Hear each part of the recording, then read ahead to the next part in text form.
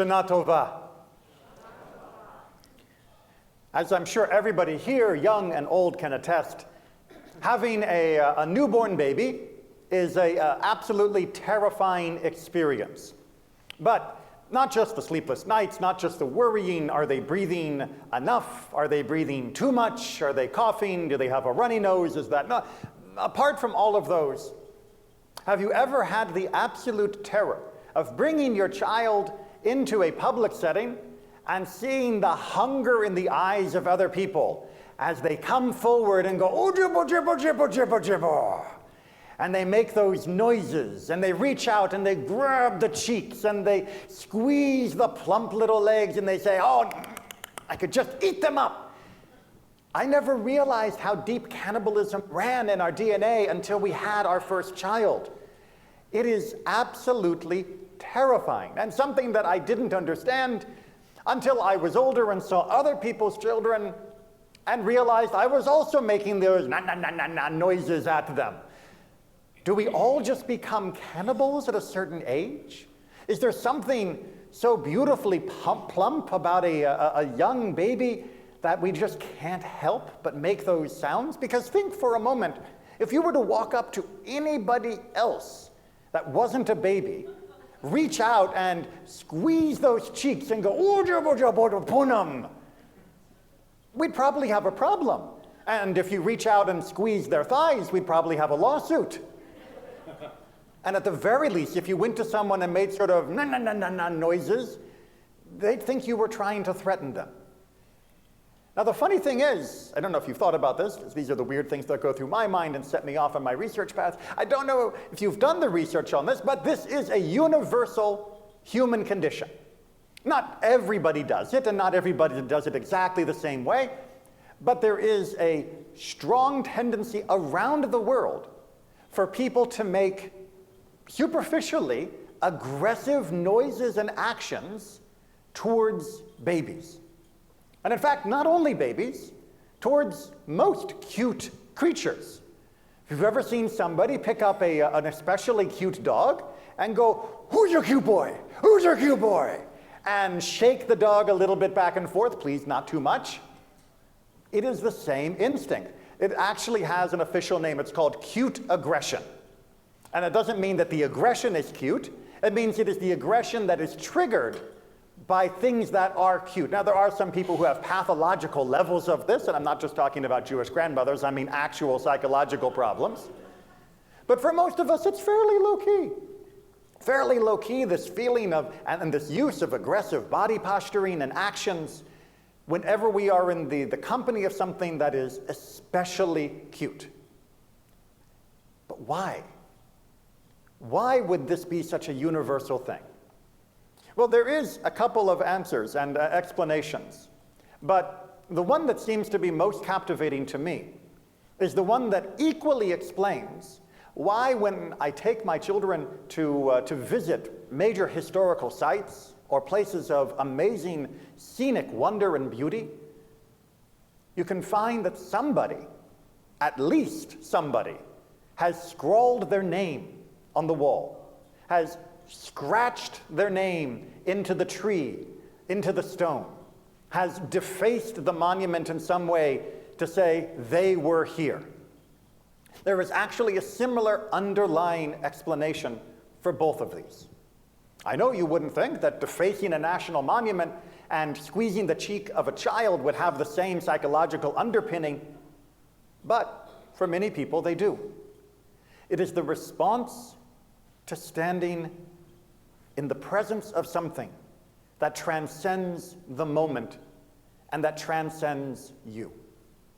When you see this child, this fragile spark of life, you are unavoidably thrown into a moment where existentially you have to explain how this creature came to be, that you are undeniably in the presence of a miracle, of one of the greatest symbols of the act of creation around us, of one of the symbols of the fragility of life, of how tenuously we cling to this earth, how easily we are made, how easily we exit. That moment of birth reminds some of the end of life, the moment of death, the passing of the soul. just like standing in the presence of a timeless monument, reflecting hundreds, if not thousands of years into the past, making us feel small, making us feel weak, making us feel like nothing in comparison. To stand next to a redwood, to stand next to a mountain rising up from the ground, if you can find one in Florida, to stand next to the ocean, to see the endless waves beating against the infinite sand, to stand and look out and feel your insignificance. This emotion is often hard for us to process. And so we come up with coping mechanisms. The first is, well, quite frankly, violence, aggression. We are jerks about it, if you will. We have to prove in the face of the ineffable, in the face of the infinite, that we're not so small, that we can take it down a notch. I can scratch my name on this monument. It's not so high and mighty. I can write, Joshua was here in big crayon letters over the art that has been on these cave walls for 10,000 years. I can take a piece of this monument, chip it off, and put it on my mantelpiece as a souvenir, putting it into its place as but a mere fragment of my amazing experiences, a trophy for me to display, because it's not so big. I'm the one that's big, and I know I'm big because I can beat it up. Not exactly a healthy attitude, but the one that often explains the defacement of so much of the world when people come to see. I know that I've had to explain to my own family when we go to these places, and they ask me, why would someone do this? It's like, well, it made them feel small. And so to feel bigger, they had to beat it up a little. But that's not the only coping mechanism, thank God. Some people cope rather than by attacking it, diminishing it, the nihilistic approach. Meh. It's not really articulate, I know, but nihilism really isn't articulate no matter how it tries to dress itself up in philosophical vocabulary. Nihilism says, mountain schmountain. It's a big rock. So what? Who cares? You seen the Grand Canyon? People go, oh, it's the Grand Canyon. No, I was there when someone started crying at the Grand Canyon. What a wimp. It's just a hole in the ground, right? It's nothing. Well, why are we caring about this? Ooh, this place is 200 years old. Oh, this is the place where we signed the Declaration of Independence. Big deal. Who cares? Why is this a matter? This nihilistic tendency has become even more common in the modern world as we are able to seduce and trick ourselves with gadgets and entertainment and distractions to allow ourselves to feel that all of these other things that make us feel small, they are unimportant. And thus that feeling of existential crisis of coming into contact with them, I can just bury that down because it's not really that important. Again, not a great coping mechanism. But search your heart. Have you never had those thoughts? And search your memory. Have you never seen someone displaying those attitudes around you? At a moment that moved you to tears, at a moment that left you inarticulate because of the experience, have you not found others that seem to be actively trying to ignore the majesty of that moment? Have you never been to a place and seen tourists? Seen people treat the things around them with such casualness that you wonder whether you're having that same experience? If you have, then that means you're probably, and I hope, finding the Jewish response. But the Jewish response is going to be a little tricky because people don't like to actually talk about it out loud. Well, they don't like to talk about it out loud in English. We like to wrap it up in Hebrew. And as a great comedian once said, once the rabbi starts using Hebrew for things, you know that whatever he's talking about would be controversial if it were in English. Pro tip. Yira. Yira. I'll give it to you another way. What are the nicknames for these days that are around Rosh HaShanah and Yom Kippur? Collectively, what do we call them? the days of awe, right? Yamim noraim, the days of awe. Now, awe is a wonderful English word because it doesn't quite capture the Hebrew. Yira, as you will find in older translations, doesn't just mean awe, certainly not awe. It means fear. It means fear, to be afraid. But it's a very special kind of fear. And it's a fear that when we experience it and respond to it correctly, allow us to respond to these moments so much more healthily than either the arrogance or the nihilism, than either violence or disregarding the thing that creates that moment.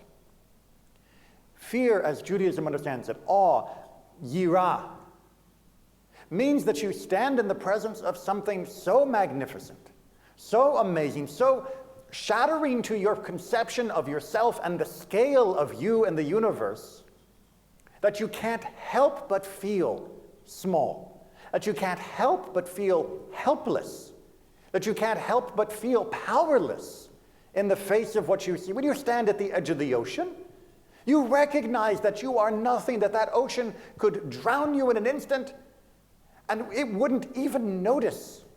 It wouldn't raise or lower an inch from your presence. The ocean would flow for another 1,000,000 years, and you would be forgotten. The mountain doesn't care if you climb it or if you don't. It doesn't care whether you fall off of it or are buried under its rocks. The mountain is timeless, and you are not. That child, that newborn, when you look into its eyes and you see the purity of the spirit, unclouded by any experiences yet, but open, naked to the world of experience, you know that child is experiencing the world at a level that you have maybe forgotten or only touch occasionally. It is in a constant state of wonder, a constant state of amazement. That child is drinking in the universe, and you've closed your eyes. And that makes us feel uncomfortable. And so we mask it with the noises and the goo-goos and all of the other passive, molded, aggressive actions. But take for a moment just to stand and enjoy what that child is trying to teach you. That the child can be in amazement, can be in awe, can be afraid of what this enormous world is, and yet also be safe, be cared for, feel loved. Yirah in Judaism is this blending of feeling the world is so incredibly more than me, and yet feeling safe in being me. To feel like nothing, insignificant in the face of the winds of time or the forces of nature, and yet to feel through our connection with Adonai, our bond with God, through the covenant, the timeless link of the Jewish people, the infinite connection of our people across time and space, that yes, I may be as nothing compared to this. I may be small, afraid of my place in this universe. But I know I'm not nothing. I know that I am cared for. I know that I am embraced by God. I know that even as I am afraid, I do not have to live in fear. I know that even as I feel small, I do not have to feel hopeless. I know that even if I feel like I am an infinite speck, I do not have to feel alone.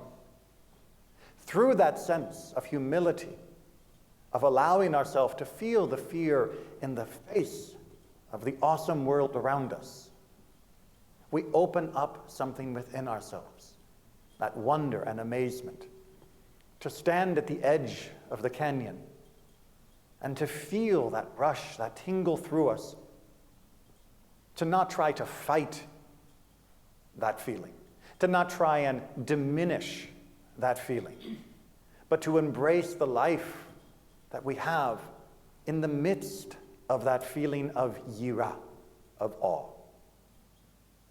It's not easy. We normally try to insulate ourselves from as much feelings of fear or anxiety as we can, because most of the time we feel anxiety or fear is going to prompt us into some form of radical action to save ourselves from the danger. But to be able to feel that sense of yirah in the face of the world and not feel afraid in the sense that we need to conquer a danger is liberating. It is freeing. When you recognize what you are, when you recognize what the world is, what God is, you become untethered from all of the things that make you afraid superficially. Does it matter what somebody is gossiping about? Does it matter whether your sports team is doing well or bad? Does it matter when the stock market goes up 5 points or down 5 points? Are these things to make me afraid? Are these things to keep me awake at night? Are these the things that I should dread? Are these the things that I need to self-medicate with alcohol or other forms of self-intoxication? No. Because if I am small, if I am nothing, if I am certainly far less than the infinite that surrounds me, these are even less. And if I can feel safe standing at the edge of that chasm, because I know that I am not alone and I know I need not fear, then when I stand at the edge of life and I see these things that are my foes, that are my fears, that are my worries and anxieties, I don't have to be afraid of them at all. And when you remove that fear, you remove the anger that goes with it. You remove the tension that goes with it. You remove the exhaustion that goes with it. Being in a state of yirah for what is truly infinite, God and God's world, the timelessness of that child, being in a state of awe of that drowns out the petty squabbles and concerns that consume us too much. Do not be afraid of actual yirah, of actual perspective of you and your life. It will provide freedom, and it will provide you the power and strength to overcome any of the obstacles that you may feel are the more pressing in your life. But when you can stand with God at your side and stare into the abyss, you know there is no abyss. There is you and God, and together you can do it all. Shana Tova.